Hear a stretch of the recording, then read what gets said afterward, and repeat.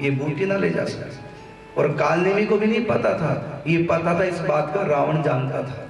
रावण कालनेमी के पास गया, किसी तरह हनुमान को रोको, वो बूटी न ला सके, जिससे लक्ष्मण मर जाए। लक्ष्मण मर गया तो राम को तो ऐसे मार दूंगा अकेले। तुम किसी प्रकार हनुमान जी को रोक। कैसे रोके? मैं जानता हूं हनुमान के बल को, मैं नहीं रोक सकता, मुझको मरना नहीं है। क्या नहीं, एक तरीका मैं बताता हूं, हनुमान की कमजोरी बताता हूं। का क्या कि राम कथा सुनने को रसिया है वो, और जब तुम कथा सुनाओगे उनको तो भूल ही जाएंगे। यहां तक कि वो क्या करने जा रहे थे, सूर्य निकलने से पहले पहले बूटी पहुंच जानी है, सब बातें भूल जाएंगे। ऐसे रसिया है कथा की। और जिस रास्ते से हनुमान जी कोई गाड़ी से तो जा रहे थे, रोड से, वो तो आकाश से जा रहे थे। और जो आश्रम बनाया वो भी आकाश में नहीं बनाया, वो कालनेमी ने अपनी माया से नीचे प्रकट कर दिया। और जोर जोर से श्री राम जय राम गाने लगे, वो आवाज ऊपर तक। और हनुमान जी जा रहे हैं संजीवनी बूटी ले, एकदम रुक गए। कैसे विचित्र रसिया हैं, कितना प्रेम है इनको प्रभु के नाम से, प्रभु की कथा। देखा कौन है तो कथा सुनाने लग गए, राम राम छोड़ करके कथा राम की सुनाने लग गए। और वो कथा सुना रहे हैं जिसको हनुमान जी पहले से जानते भी थे, वो कथा सुनाने लगे कालनेमी। और हनुमान जी भूल गए कि कहां जाना है, कहां से आया कहां जाना भूल गए। और धीरे से उतर के अपना नीचे आ गया, लगे कथा सुनने। और तो मकरी ना बताती तो हनुमान जी को होश ही नहीं था कि मुझको क्या करना है। कैसे विचित्र है कथा के प्रेम में। इसलिए कहा रामचरित सुनने को रसिया। क्यों? क्योंकि राम लखन सीता मन बसे। जब तक हमारे भीतर में प्रभु नहीं होंगे तब तक अनुराग नहीं होगा। और प्रभु के आने के लिए क्या है तो कथा है। इसलिए कहा बिन सत्संग न हरि कथा, तेहि बिन मोह नहीं भाग। और मोह हो गए बिन राम पद होए न दृढ़ अनुराग। सूत जी महाराज से प्रश्न किया सोनकादिक ऋषियों से, ऐसा कोई साधन बताओ जो कृष्ण से हमारा प्रेम हो जाए, हृदय में भक्ति आ जाए और संसार से मन हट जाए। ये प्रश्न है।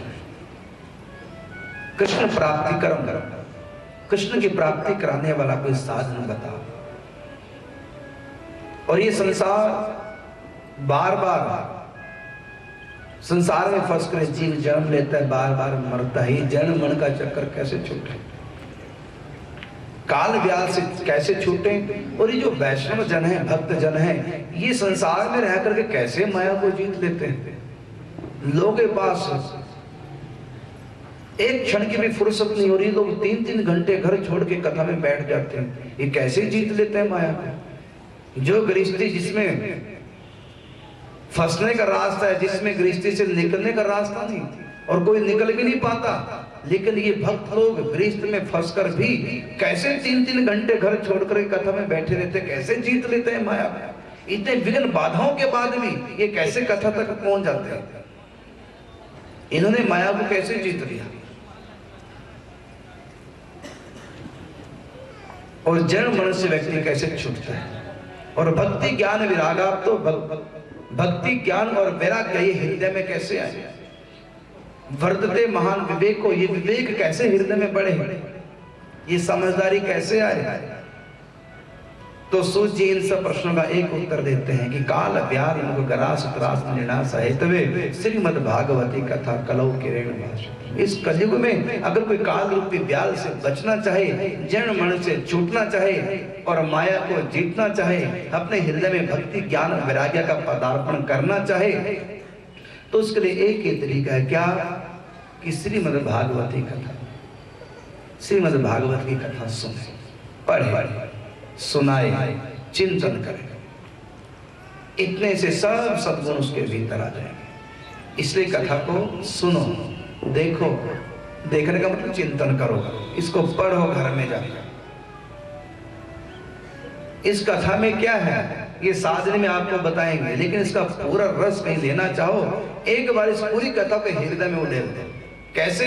तो एक अध्याय पढ़ो घर में, एक अध्याय जब पढ़ लिया तो आंख बंद करके उस अध्याय को देखो। जैसे आप लोगों ने अध्याय पढ़ा कि बंसी बट पे भगवान श्री कृष्ण जमुना के तट पर खड़े हैं, बंसी बजाते हैं,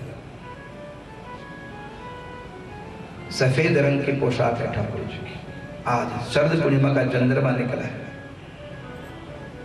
इसका चिंतन करो।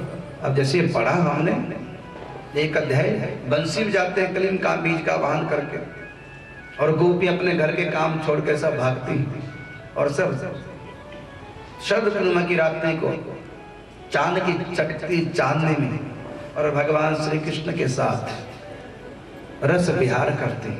ये पढ़ लिया एक अध्याय पूरा, उसके बाद भागवत जी बंद करो, फिर आंख बंद कर लो। अब जो पढ़ा उसको देखो। अब उसमें लिखा, भगवान ने सफेद ड्रेस पहनी, माँ ने लिखा है।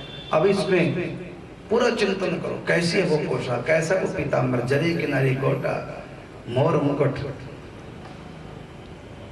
बोहे देखो धनुष के समान, मृग कैसे नैना है, तोते जैसी नाक, कितनी प्यारी गुलाब पहन रखा है, कितने सुंदर लग रहे हैं, होठ बिंबा फल के समान है, थोड़ी आम की तरह है, कानों में कुंडल कितने प्यारे लग रहे हैं, जैसे कि बिजली चमक रही है, मुकुट में मोर लगे हैं, कितने प्यारे लग रहे हैं, शीश पर तिलक कितना सुंदर है, गले में कितने सुंदर सुंदर हार, मोतियों का हार, मणियों का हार, हीरक हार, बनमाला, वैजयंती माला, तुलसी माला। वक्षस्थल का चिंतन करो, वक्षस्थल पे श्री वत्स का चिन्ह है, भृगुलता का चिन्ह है, गंभीर नाभि है, पेट पर 3 रेखाएं हैं, नितंब से ऊपर कमर कटने कौन नहीं पहन रहे, कितनी सुंदर लग रही, धोती पर छोटे छोटे सितारे कितने प्यारे, चांद की चांदनी में कैसे प्यारे छिटक रहे हैं, चरणों में नूपुर कितने प्यारे हैं, एडी नीचे से लाली प्यारे हैं, और नाखून ऐसे लग रहे जैसे चंद्रमा जड़ दिए हो, अष्टमी का चंद्रमा। ठाकुर जी ने बिछिया पहन रखी चरणों, और एक चरण टेढ़ा है, बंसी बजा रहे हैं, और टेढ़े चरणों का नीचे तलवा दिख रहा है, उसमें धनुष का चिन्ह, कलश का चिन्ह, मीन का चिन्ह, इंद्रधनुष का चिन्ह कितना प्यारा लग रहा है, समुद्र का चिन्ह, स्वस्ति का चिन्ह, अंकुश का चिन्ह, जौ का चिन्ह, कमल का चिन्ह, षटकोण एवं अष्टकोण का चिन्ह, कितना प्यारा लग रहा है। ये पद्म रेखा कितनी सुंदर लग रही है, जबकि अब सब भागवत में नहीं है। भागवत में तो बस इतना कि बंसी बजाई, बस इतना ही लिखा है, सुनने के लिए तो इतना ही है बस। ठाकुर जी ने शरद पूर्णिमा की रात को बंसी बजाई, सुनने के लिए इतना है, और देखने के लिए इतना अधिक है कि घंटों बीत जाएंगे, देखते ही रह जाओ। कुछ दिन तो शायद बोर हो जाओ, लेकिन इसको करके देखो, बोर नहीं होंगे बाद में, इतना आनंद आएगा। बल्कि आके हमसे लड़ोगे, महाराज आपने पहले क्यों नहीं बताया था, तो इतना आनंद आ गया, पहले क्यों नहीं बताया था। यह है कथा का मनन करना, पहले सुनो फिर मनन करो, निधि ध्यान करो, हृदय में उतर आए कथा, उसके बाद देखो ये कथा क्या रंग दिखाएगा।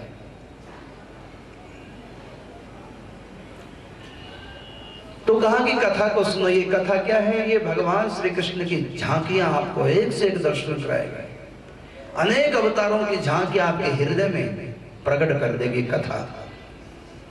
और धीरे धीरे व्यक्ति जब इन कथाओं का आनंद लेता है, रस लेता है, सचमुच में धीरे धीरे रस लेते लेते रसिया बन जाता है। जब तक कथा में रस नहीं आएगा, रस का मतलब आनंद, जब तक कथा में रस नहीं आएगा तब तक रसिया नहीं बनोगे, जब तक रसिया नहीं बनोगे तब तक संसार से कोई निकालने वाला नहीं।